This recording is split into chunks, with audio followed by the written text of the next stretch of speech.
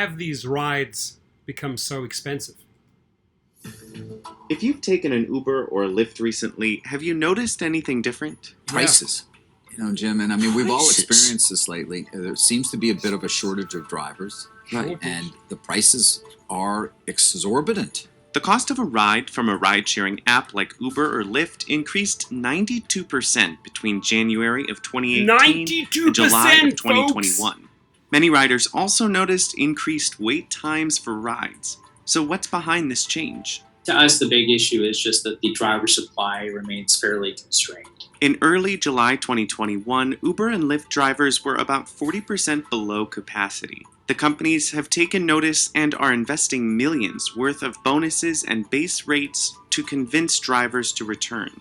While the companies have been spending a ton of money to incentivize drivers to get back on the platform, you talk to a lot of drivers that say it's not really trickling through. Uber is still considered an unprofitable company, and Lyft just recently reached the status of profitable when considering its adjusted EBITDA. Profitability was a problem for these companies even before the pandemic, calling into question the effectiveness of their business models. It's hard to see how these companies become profitable, but the CEOs have promised that they would reach that measure, adjusted EBITDA profitability, within the next few quarters, and Lyft actually did achieve that. The question is if they can sustain it. To turn things around, these ride-sharing companies might need to do even more to convince drivers to return. I would say the companies don't really look at us as human beings, and they just consider us profit.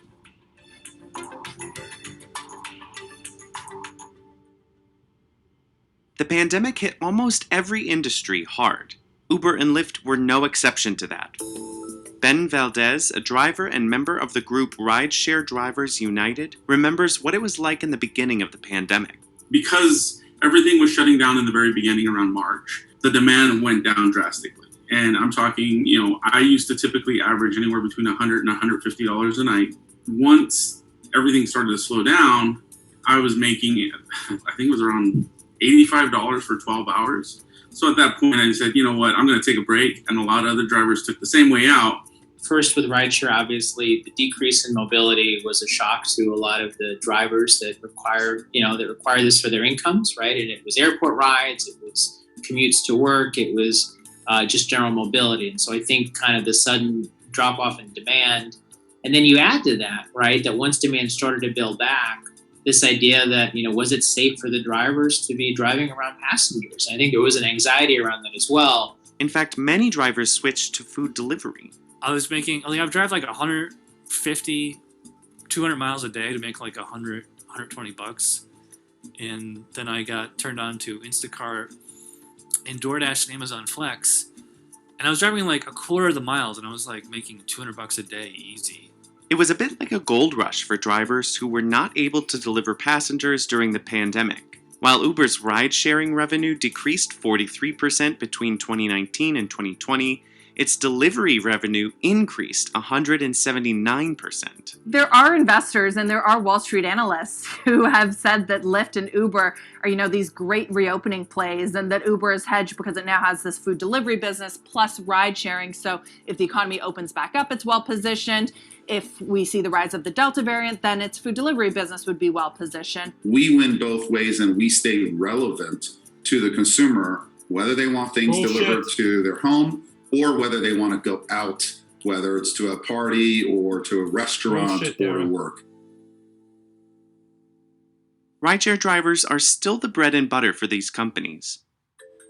Uber may have seen a steep increase in delivery revenue in 2020, but mobility, the term Uber uses for its rideshare business, earned quite a bit more than its delivery business in the same year.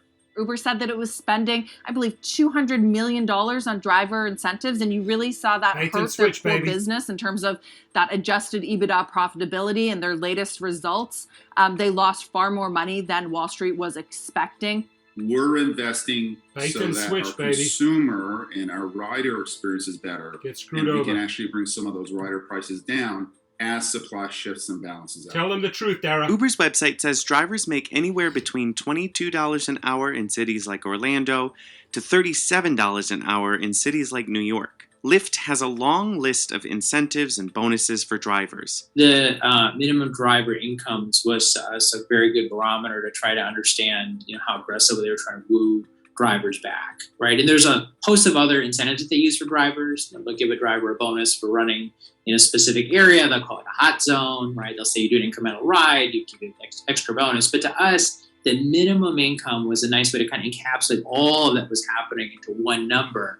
But for those who are still making a living, or at least trying to, from ride-sharing platforms, the companies are not offering enough. They are trying to. Look at how they treat Don't be scared, guys. We pay your salary, You know we're all drivers, We pay right? your salary You know we're all also. drivers, right? 60 cents a mile driving around, it's not an adequate rate. At $1 to $1.50 per mile, I would say, people would be content. There are some transparency issues as well in terms of how much drivers are actually earning Major and in which transparency markets issues. and where there is that imbalance. It's hard to say exactly how much an Uber or Lyft driver makes, since the amount would be different depending on the location, ride frequency, and other factors. There is a base pay for drivers that differs from city to city. The full rate is calculated from the distance of the ride and the amount of time the ride took. Uber and Lyft both take their cut of this calculation. In the second quarter of 2021, Uber's take rate for rides was about 19%. But some drivers are saying that's not what they see. So they started Watch your taking drivers the united. bulk of the fare.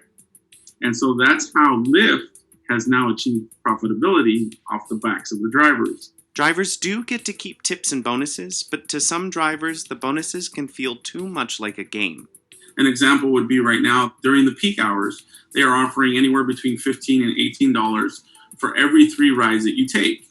The problem is because there's such a shortage on drivers, you now have to drive 20 minutes to go pick somebody up and potentially make $3 to $4.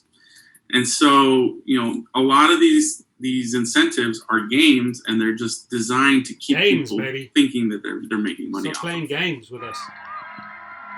Yeah, you guys, thugs, trash. The driver shortage calls into question the rideshare business model and whether it's a sustainable one. A lot of these companies, the playbook was the same. Spend big, grow fast, pay people as little as you can, and True. expand your True service, that. knock True competitors out of the market, establish market dominance, and then raise your prices. And now we are seeing the last phase of that strategy. And now those play out. competitors, in many cases, they didn't make it. New York City lost over 10,000 yellow cab drivers from January 2015 to January 2020 before the pandemic, when Uber and Lyft were both rapidly growing. Back then, rideshare companies were subsidizing the price of rides with promotions, discounts, and even just lowering the cost of rides to bring in new customers. It was a heavily promotional environment, and part of that was to try to drive market share. It was to try to drive people to test, right, and to understand how these products work. To me, it's no dissimilar than getting a taste of something at Costco, right? I mean, you try it, and then hopefully, if you like it, you become a customer for life. And there was a cost associated with that sample. So the capital raised by these companies, in part, went to making rides more affordable and making sure drivers were happy with their compensation. But now that Lyft and Uber are public companies, they have to worry more about making a profit. You can't compete as a regular business with a startup that is basically paying dollars for dimes. And so a lot of these competitors have gone out of the market now, and so there isn't really a lot of choice left. You have to pay the increased fees or just give up on the service altogether. And some investors are anxious to hear what solutions Uber and Lyft come up with. I mean, it's a key part of the business, right? This is a platform that relies on connecting drivers with riders. So there is no business if there isn't any drivers. What's interesting is there does seem to be a little bit of a battle between the two companies. And so, you can get into a geography and turn on your Uber app and not see any cars, and turn on Lyft and see a ton of cars, and vice versa. So I think there is still this very competitive and liquid market for these drivers that over time should normalize. Uber declined to comment for this story, but Declined, did of provide course you CNBC declined. with some of the information in the story. Chicken And Lyft shit. said we've added thousands of drivers to the platform and expect rider wait times and prices to improve moving forward. Right. Both Uber and Lyft know how important drivers are to their businesses. We're increasing incentives for drivers to get back out on the road. Right, Drivers Johnny. are therefore earning more Stop per talking hour. trash, And Johnny. typically, some markets, they're at all-time highs Stop lying between to your drivers. $35 and $40 in top markets. The question is, will they be able to make amends with the driver community who, Difficult. even before the pandemic, were disgruntled with the We companies don't and trust them. convince them to come back? Over time, we'll see some of that balance out, where I think, you're going to see drivers that are going to do combinations of things. They might do rideshare, they might do food, they might do package delivery. There are ways that I think the rideshare companies have figured out that putting more volume through the network, right, having different types of volume, right, and particularly packages, can help better optimize kind of the economics for both the driver as well as for the rideshare company. There's so many help wanted signs, and yet there's this tremendous mismatch between what the help wanted and what people want to do. And to get drivers, they're going to have to pay more. The guy said it right. They have to pay more. That was great. Thank you, CNBC. Bottom line, you want those drivers, you got to pay them. Cannot bait and switch them, cannot con them, cannot manipulate them with algorithms. Drivers are not stupid. We know it all, right? The one thing that gets us back is money. And maybe, I'm going to leave you on this note. Do you think we should get Travis back and get rid of the other trash and bring back Travis? What are your thoughts, my friends? I appreciate you all. Stay safe and have a great day.